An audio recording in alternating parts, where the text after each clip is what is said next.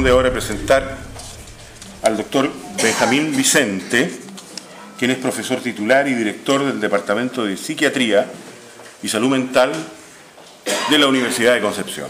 Él expondrá sobre prevalencias y brechas, hoy, salud mental, mañana. Muy buenos días.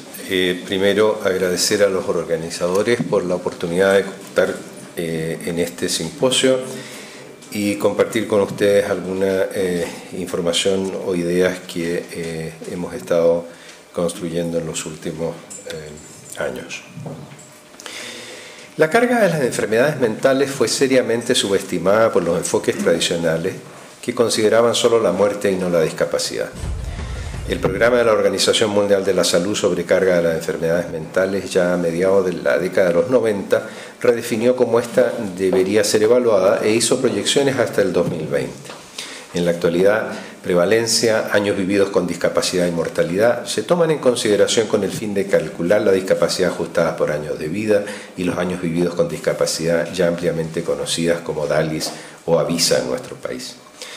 Hace más de una década, concretamente en el 2002, las condiciones neuropsiquiátricas solo explicaban el 1% de las muertes en el mundo, pero eran responsables del 13% de la carga global de enfermedades y del 28% de los años vividos con discapacidad.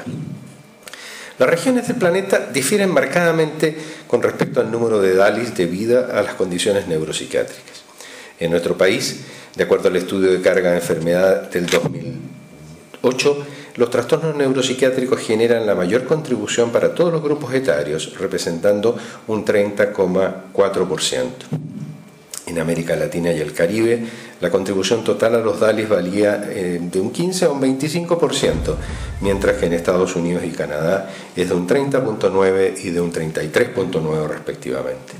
En África alcanza solo el 5% y en Europa a un promedio de alrededor del 20%.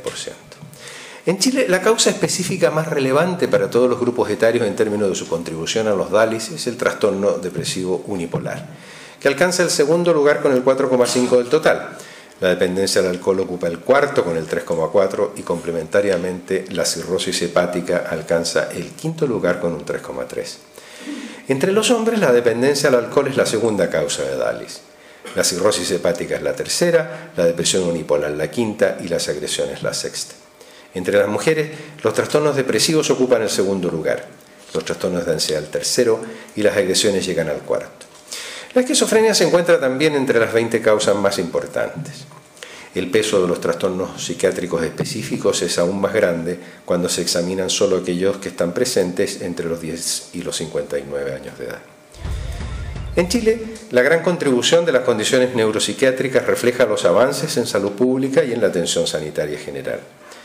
Cuando los trastornos neuropsiquiátricos contribuyen menos a los DALYs, esto indica que el país todavía está primariamente implicado en luchar contra las enfermedades infecciosas, lo que se traduce en una alta mortalidad relativa, si se compara con las enfermedades cancerosas y cardiovasculares que se presentan mucho más tarde en la vida y que tienen menor prevalencia que muchos trastornos psiquiátricos.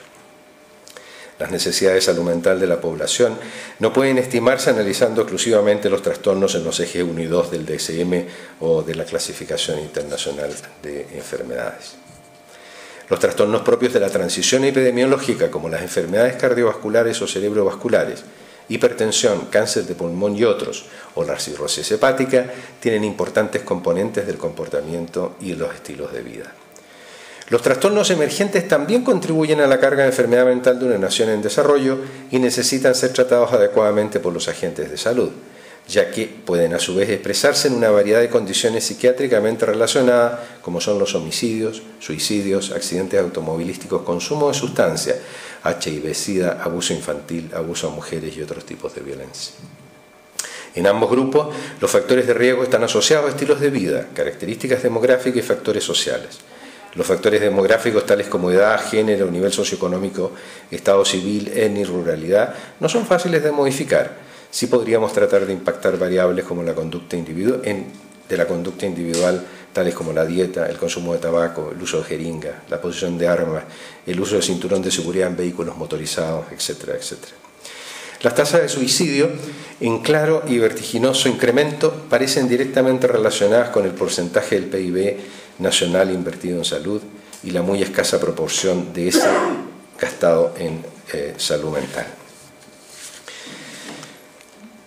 El Ministerio de Salud utiliza algunos indicadores básicos para analizar las tasas de mortalidad, entre las que se encuentran las denominadas causas externas. En el 2009, estas fueron responsables del 8,9% de las muertes, similar al porcentaje encontrado en el año 2003.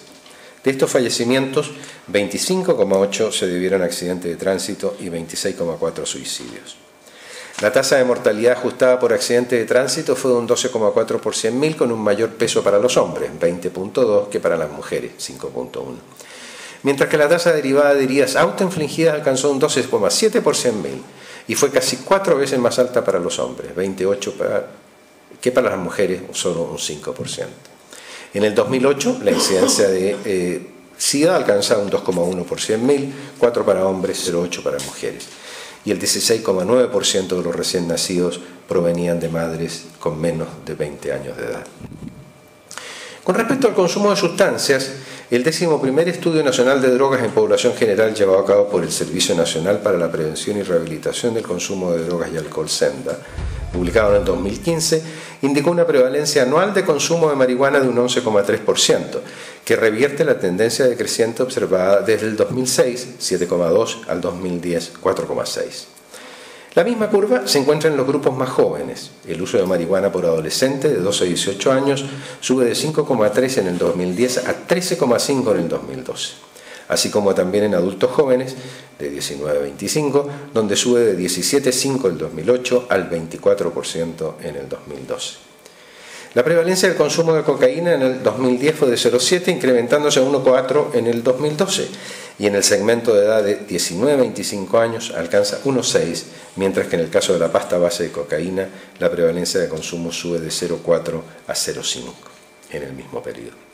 Sin lugar a dudas, el alcohol se mantiene como la droga legal más consumida en Chile, con una tasa ajustada a mortalidad debido a cirrosis hepática y otras enfermedades hepáticas crónicas de un 24,11 por 100.000 habitantes. 34 para hombres y 14 para mujeres, también esto considerando los datos del 2012. En Chile se efectuaron 2 grandes estudios de prevalencia de trastornos psiquiátricos en los 90. Uno de dichos estudios determinó prevalencias de un mes en Santiago y el otro fue un estudio de representación nacional realizado en 4 regiones: Metropolitana, Biobío, Tarapacá y Araucanía. El estudio nacional, basado en los criterios diagnósticos de DSM-3R, emplea el CIDI, que ha sido ampliamente utilizado internacionalmente para estudios transnacionales comparativos que también han incluido Chile. La ansiedad y los trastornos por abuso de sustancias son menos frecuentes en Chile que en Canadá, Alemania, Holanda y los Estados Unidos. Sin embargo, los trastornos afectivos son igualmente prevalentes. Casi un tercio de la población ha tenido algún trastorno psiquiátrico en su vida y el 22,2% ha tenido uno durante cualquier periodo de 12 meses. Los trastornos de ansiedad tienen la más alta prevalencia y las depresiones mayores corresponden a uno de los trastornos específicos con la mayor prevalencia, 9,2 si consideramos vida, 5,7 dentro de un año. Por otro lado, la prevalencia de trastornos por consumo de alcohol y drogas también es alto y la proporción de la población que presenta trastornos moderados y severos no es despreciable. Más aún, dentro de Chile existen grandes diferencias regionales en las tasas de los trastornos estudiados. La depresión mayor es más prevalente en el área metropolitana, mientras que el consumo de drogas y alcohol es mayor en Tarapacá. El primer caso puede relacionarse con el hecho de que el área metropolitana es el área urbana más grande del país, y el segundo con la localización de la región de Tarapacá, cercana a la frontera con países que han experimentado un creciente tráfico de drogas. En Chile se estima que 4.380.000 personas mayores de 15 años han presentado algún trastorno psiquiátrico en el lapso de su vida y que 3 millones lo han padecido en los últimos 12 meses. En América Latina, la investigación acerca de la prevalencia de trastornos psiquiátricos en niños y adolescentes es limitada. Un estudio realizado a fines de la década pasada permitió conocer la prevalencia de trastornos psiquiátricos en una muestra nacional representativa de niños y adolescentes chilenos mediante la selección de sujetos entre 4 y 18 años de edad usando un diseño polietápico estratificado. La entrevista DISC 2004 fue usada para obtener diagnósticos de DSM-4 en 12 meses y fue complementada con cuestionarios que examinaron los factores familiares de riesgo, índice socioeconómico y la utilización de servicios. La muestra alcanzó a 1.558 niños y adolescentes. La tasa de prevalencia para todos los trastornos fue un 38,3, sin considerar la discapacidad asociada, y 22,5% cuando se usaron los algoritmos de discapacidad contenidos en la propia entrevista. El grupo de diagnósticos con más prevalencia fueron los trastornos disruptivos, seguido por los trastornos ansiosos y los afectivos.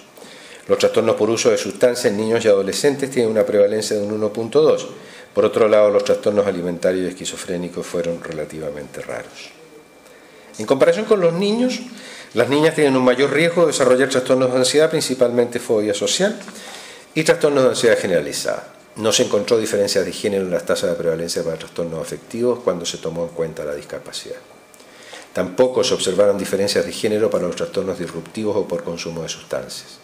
Se encontraron pocas diferencias estadísticamente significativas en las tasas de prevalencia entre niños y adolescentes, y dichas diferencias no existen en el caso de trastornos afectivos y trastornos ansiosos. Los adolescentes tuvieron las tasas más altas de trastorno de conducta y ningún niño, solo adolescentes, fueron diagnosticados con trastornos por consumo de sustancias. La percepción de la disfunción familiar estuvo significativamente asociada con cada categoría de trastorno psiquiátrico y la estructura familiar se relacionó con la salud mental de niños y adolescentes. Con excepción de los trastornos por consumo de sustancias, los niños que vivían con un solo progenitor tenían tasas de trastorno psiquiátrico significativamente más altas. La psicopatología de los padres, pero no los trastornos ansiosos por consumo de sustancias, fueron un factor de riesgo para los trastornos afectivos y disruptivos. Curiosamente, solo los trastornos por consumo de sustancias se asociaron con no poder graduarse en la enseñanza secundaria. Por otro lado, el estatus económico se relacionó inversamente con los trastornos de ansiedad. Para un grupo específico se llevó a cabo un estudio descriptivo observacional y transversal para una muestra de jóvenes entre 12 y 18 años de edad con antecedentes delictuales. Los participantes fueron jóvenes privados de libertad en instituciones penales o de protección y por razones de conveniencia se eligieron y agruparon muestras de 100 adolescentes por género y rango de edad, pareados con un segundo grupo de 100 adolescentes que no tenían antecedentes delictuales. Se utilizó una batería de instrumentos para evaluar ambos grupos, entre ellos el DISC, el WISC, cuestionario de estilo de vida, etc. Los dos grupos diferían en nivel intelectual, número de fracasos escolares, número de parejas sexuales, trastornos disociativos, niveles de educación, jefe de familia y último año escolar aprobado. Durante los 12 meses previos al estudio, los jóvenes con antecedentes delictuales y 18% de los controles presentaron un diagnóstico psiquiátrico. Entre los primeros, los trastornos de mayor prevalencia fueron los trastornos de conducta, abuso de alcohol y dependencia a otras sustancias, mientras que en el grupo control mostró principalmente déficit atencional y trastornos de conducta. Ambos grupos mostraron diferencias estadísticamente significativas en términos de su nivel de funcionamiento intelectual. 31% del grupo de estudio fue catalogado con inteligencia limítrofe y 34% fueron clasificados como de nivel lento. Ninguno de los controles aparece en la primera categoría y solo un 3% en la segunda. Los resultados que proporciona el análisis indican una capacidad predictiva del 98% tanto para el grupo que cometieron delitos como para el grupo control.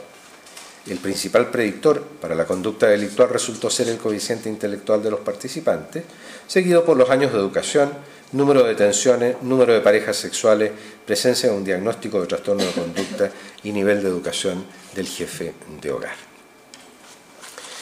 El proyecto Atlas de la Organización Mundial de la Salud ha compilado la información sobre salud mental entregada por los ministerios de salud de sus países miembros. Chile, a diferencia de más de un tercio del mundo, tiene una política de salud mental con cuidados comunitarios para estos problemas, junto con la legislación que protege, al menos parcialmente, los derechos de aquellos que sufren enfermedad mental.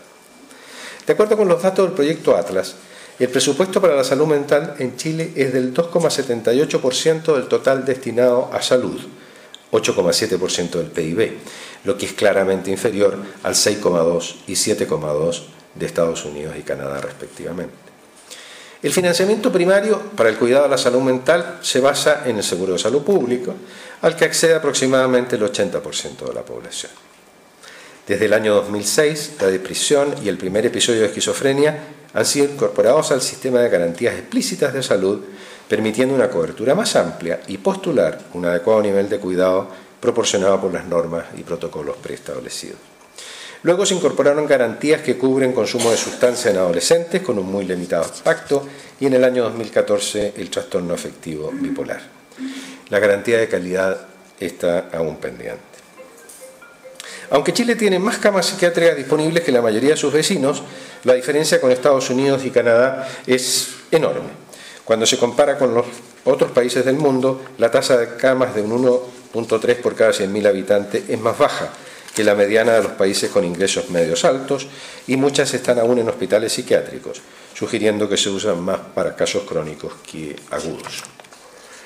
Chile tiene 4 psiquiatras por 100.000 habitantes. En promedio, esta tasa es semejante a la de los países latinoamericanos, pero muy por debajo que de la mayoría de los países desarrollados. En contraste, tendríamos 15,7 psicólogos por cada 100.000 habitantes. El cuidado a la salud mental y los especialistas para niños y adultos son muy limitados y en la mayoría de los casos no están disponibles.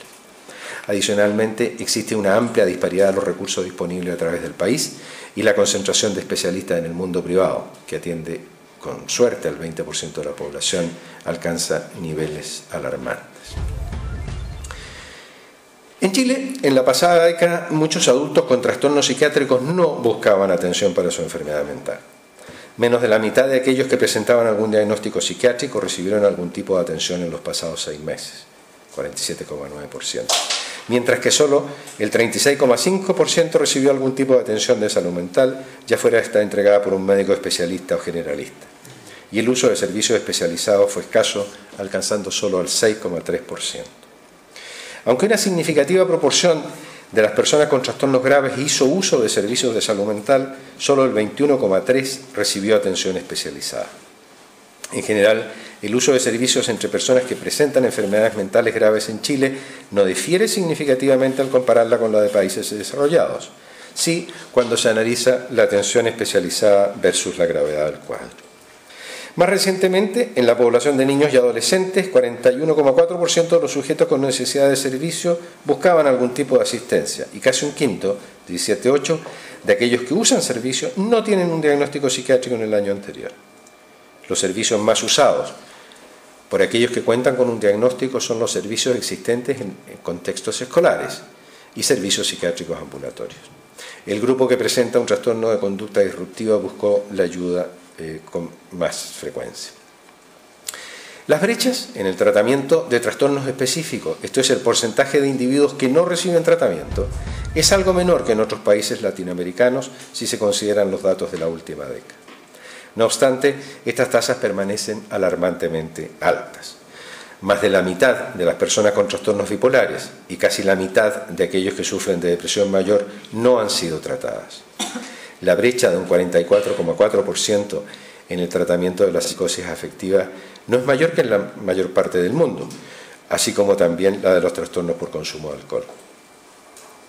Las brechas de tratamiento en Chile podrían ser aún mayores si las áreas con incluso menor acceso a la salud, como son las zonas extremas del país, hubiesen sido incluidas en el análisis. En el caso de niños y adolescentes, las brechas son aún mayores y consistentes con la escasa oferta de servicios disponibles para la población. La prevalencia de trastorno psiquiátrico en los adultos mayores es aún una deuda pendiente.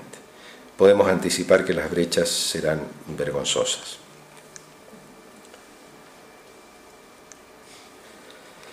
A pesar de la evidencia en contrario, la población mantiene una percepción acerca de una falta de efectividad en el tratamiento. Muchas personas también creen que el problema se resolverá a sí mismo e intentan manejarlo sin ayuda externa. Barreras directas tales como aspectos financieros e insuficiente disponibilidad en los servicios también interfieren en el tratamiento y la falta de conocimiento con respecto a las enfermedades mentales y el estigma asociado con estas constituyen las principales razones de por qué los chilenos no buscan tratamiento. Se espera que las brechas en el tratamiento sean más grandes en personas con menores ingresos, dado su mayor riesgo de sufrir enfermedades mentales y su menor acceso relativo al tratamiento. La población indígena, específicamente mapuche, recibe virtualmente ninguna atención de salud mental. Solo el 6,5% de aquellos que han tenido un trastorno psiquiátrico en un año dado buscaron algún tipo de tratamiento y ninguno vio a un especialista en salud mental. a pesar de la poca evidencia de que las tasas de trastornos mentales para los mapuches sean diferentes de aquellos de otros chilenos. Los estudios que examinan el estigma de las enfermedades mentales son escasos y el nivel de conocimientos en esta área es bajo. Para que la discapacidad, al igual que la carga asociada a los trastornos mentales, sea eventualmente reducida, es necesario identificar las brechas en el tratamiento y reducir el retraso en el acceso a la atención, el denominado retraso en el tratamiento.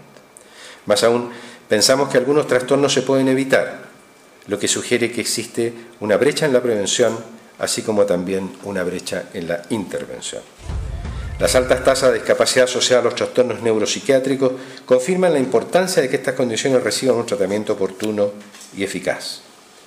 El inicio de las enfermedades mentales durante etapas tempranas de la vida resulta en una prolongada discapacidad y carga, y el curso de la enfermedad sin tratamiento es a menudo crónico y aún más discapacitante. Existe evidencia consistente que indica que los tratamientos en general son eficientes y eficaces en la reducción de la discapacidad tanto para el individuo como para su familia, mejorando los síntomas y alterando el curso de la enfermedad. No ocuparse de las brechas en el tratamiento tiene serias implicaciones para la salud pública. La pobreza, bajos niveles sociales y logros educacionales disminuidos son posibles consecuencias derivadas de la falta de tratamiento oportuno de algunas enfermedades mentales, junto con constituirse a veces en causa de las mismas. Un tratamiento insuficiente o tardío puede también llevar a un deteriorado funcionamiento familiar, altas tasas de embarazo adolescente y mayor violencia doméstica. Por otro lado, los trastornos psiquiátricos sin duda alguna tienen un impacto negativo sobre la calidad de vida, incrementando las tasas de mortalidad y especialmente las tasas de suicidio. La Organización Mundial de la Salud ha hecho 10 recomendaciones que pueden ser implementadas en Chile y en otros países de la región, con el fin de reducir las deficiencias en el tratamiento de la enfermedad. Por ejemplo, hacer que los tratamientos sean más accesibles a nivel de atención primaria, asegurar la disponibilidad inmediata de medicación psicotrópica, involucrar a la familia, expandir los programas nacionales, etc. Todas estas instrucciones conocidas y que podemos eventualmente evaluar y considerar su implicancia y posible aplicación. El rol de las enfermedades mentales y el uso de los servicios de salud para esos problemas y la discapacidad generalizada está, en nuestra opinión, todavía subvalorada en Chile, a pesar de los progresos de las últimas décadas. Los estudios epidemiológicos o la epidemiología psiquiátrica proporcionan información relevante a las autoridades, las que están en posición de asignar más recursos para enfrentar el desarrollo de una evidente epidemia de trastornos mentales. La permanencia de tal epidemia puede claramente anticiparse en América Latina, en la medida que los actuales procesos de transición epidemiológica continúen desarrollándose. No obstante, se requieren de nuevos estudios, por ejemplo, sobre cómo incrementar el interés por usar los servicios, la presencia de comorbilidad, la identificación de marcadores genéticos y metabólicos y las cada vez más necesarias medidas objetivas de discapacidad. Con todo, suficiente.